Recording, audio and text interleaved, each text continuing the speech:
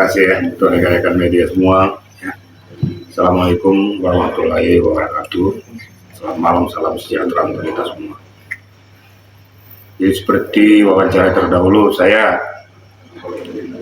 beruntut ya. Jadi sehingga sistematis orang mengerti, memahami kemana larinya peristiwa ini. Saya memulai itu dari Agus lah ya.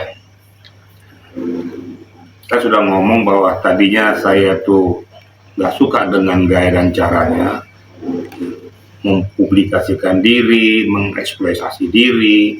Kemudian ketemu sama saya di TV One, saya nasihati.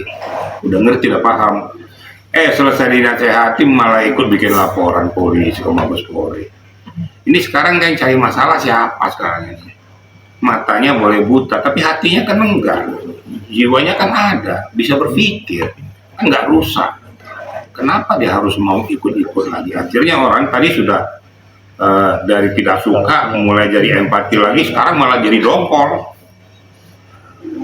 Jadi ini akibatnya karena mau di framing, mau dieksploitasi, mau dipublikasikan. Nah akibatnya kamu rasakan sendiri.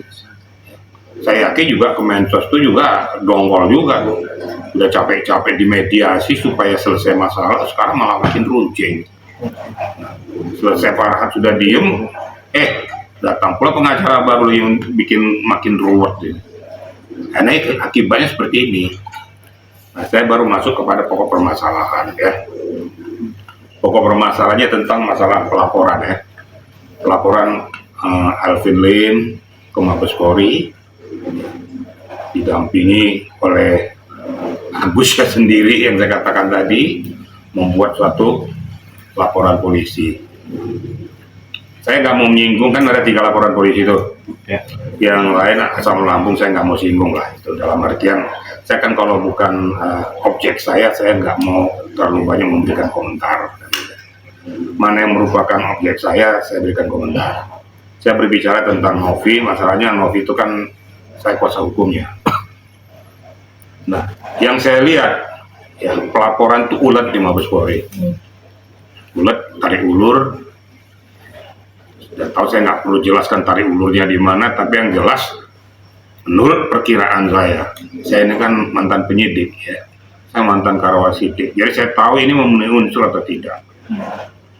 Kalau yang namanya meme itu ya, temannya Novi itu menggunakan kacamata kemudian memerban matanya sambil joget-joget dikatakan itu menghina orang buta, ini unsurnya di mana?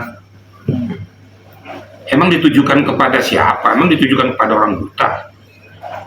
Kan dia tidak menyebut nama. Kecuali kalau menyebut nama dia mungkin bisa istilahnya terindikasi ya mengolok-olok orang.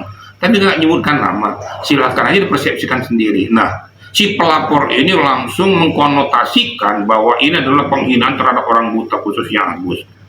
Ini kan nggak tepat, namanya undang-undang ITE ya, itu harus betul-betul kena konteksnya. Saya mengatakan kalau seandainya seperti itu, sumir, tidak memenuhi unsur. Bukan saya mendahului daripada penyidik, tapi saya sampaikan itu sumir. Karena tidak jelas konteksnya, tidak jelas objeknya.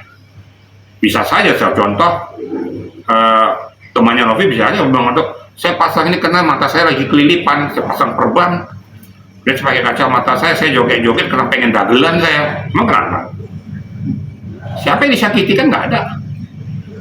Nah, saya katakan tadi, kalau khusus untuk Novi, saya berani katakan itu tidak memenuhi unsur. Ya.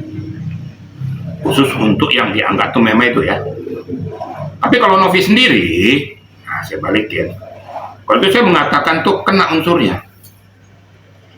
Sebabnya apa saya kena unsur yang dikatakan di situ kan, ini kan pertanyaan, kan begitu.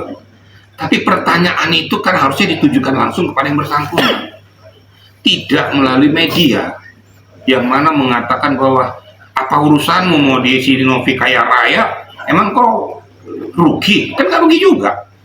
Ini kan karena jealous, pengen memojokkan seseorang dengan posisi itu.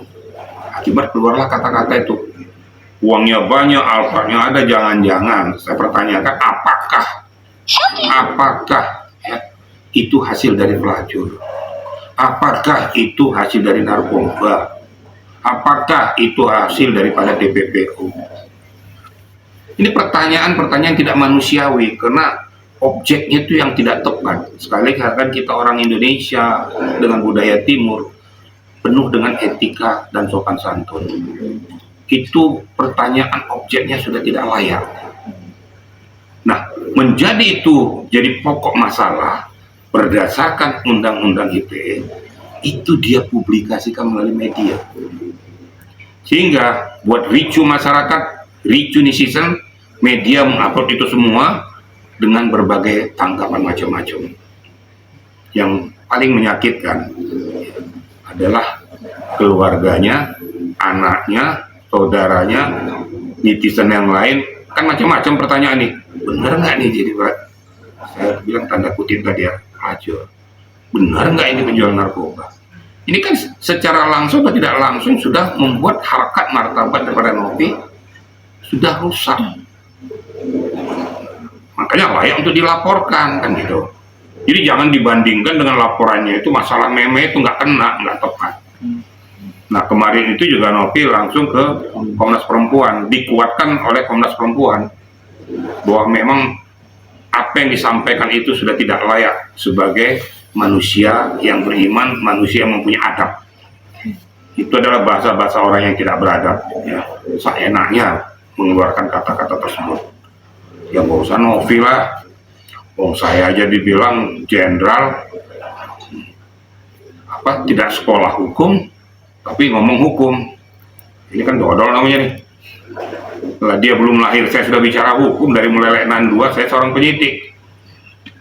Namanya polisi itu penyidik reserse bicara tentang hukum, masa bicara tentang ondel-ondel. Apalagi saya ini latar belakang saya juga sarjana hukum.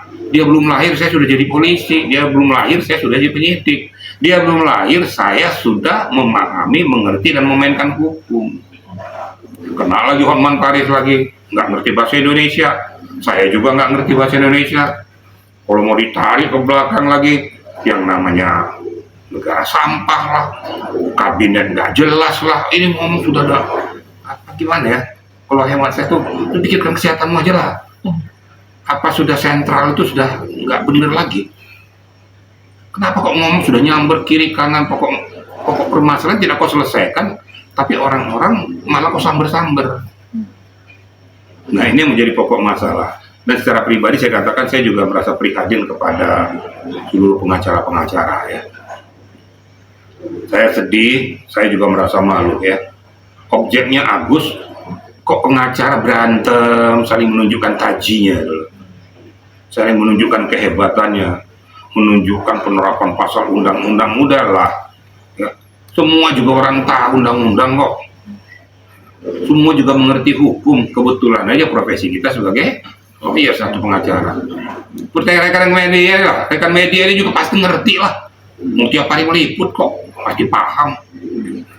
Jadi nggak usah mempublikasikan diri. Saya merasa wah atau hebat. Itu kira-kira pertama dulu ya. Nyatakan tidak masuk unsur. Saya rasa media juga nggak usah orang hukum juga, orang awam aja sudah ngerti lah. Kalau namanya meme itu seperti itu pasang perban-perban, nggak ngomong orang terus diunsur dari mana? Kan sekarang objeknya Agus, dia nyentuh Agus kan enggak? Nyentuh Agus enggak? Kan enggak kan? Nah, terus siapa dong objeknya? Nggak ada. Apakah dia mengatakan menghina orang buta? Enggak juga. Itu menurut saya ya. Dan saya yakin, apabila pun itu ada LP itu pasti akan dilimpahkan ke Polda. Itu kasus yang kecil. Urusan Mabes itu urusan gede, urusan seluruh Indonesia yang bobotnya jauh lebih besar. Urusan kayak gitu aja lari ke Mabes Polri. Saya dengan saya pasti limpahkan ke Polda. Nggak mungkin di tangan di situ. Kemudian setelah sampai di sana ya, kalau nggak kuat ya apa boleh buat, tidak bisa ditindaklanjuti. Bukan gara-gara saya pengacaranya Novi, bukan ya. Saya berbicara tentang masalah barikade hukum. Ketentuan hukum itu seperti itu. Jadi tidak menyentuh kepada Undang-Undang ITE ataupun Undang-Undang Nomor 1 1946. Akibat daripada yang disampaikannya membuat menciptakan keonaran publik. Nggak kena juga. Biasa aja bikin onar dibikin sendiri gitu kan. Kira-kira gitu, kira-kira kakak Indonesia sudah jernih, udah jeli, ya.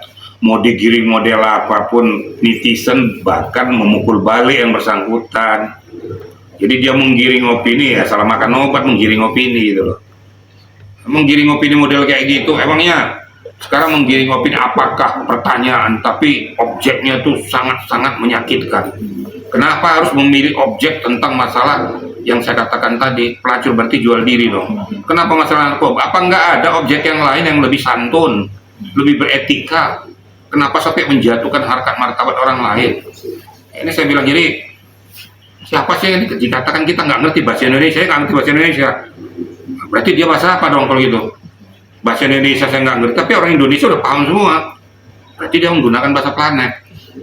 Kira-kira gitu aja. Jadi yang enak-enak aja kalau saya ngomong tuh.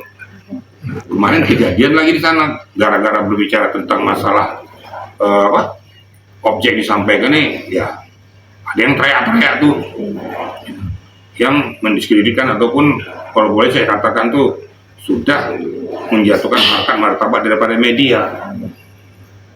Kadang-kadang orang nggak ngerti apa fungsi media tuh. Namanya media, nah ini saya jelaskan juga kepada rekan-rekan, namanya media tuh mau apapun dia akan mengorek keterangan. Apa sih tanggapanmu tentang pokok permasalahannya? Itu haknya media untuk bertanya. Memang itu profesinya.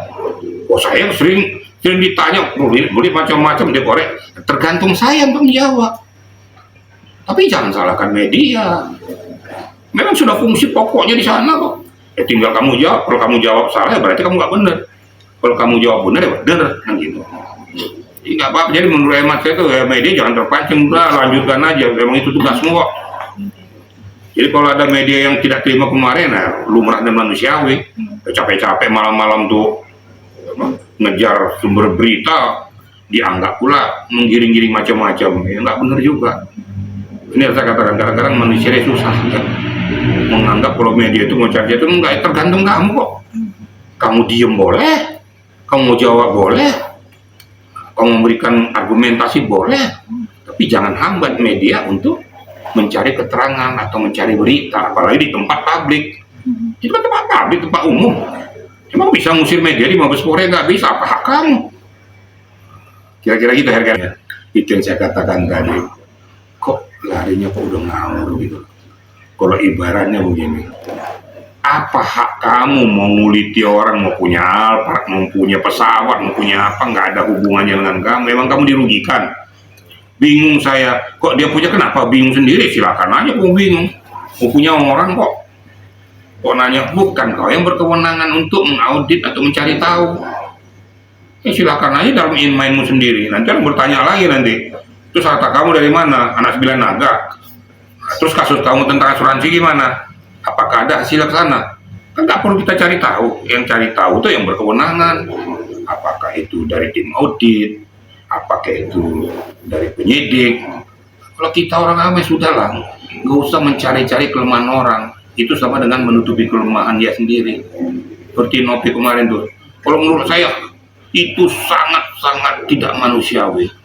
Bayangin anak yang dipertanyakan di sekolah, apa benar mama saya kayak gitu? Ini kan sudah merusak ya, merusak jati diri anak, merusak harkatnya Novi, dipertanyakan oleh keluarganya.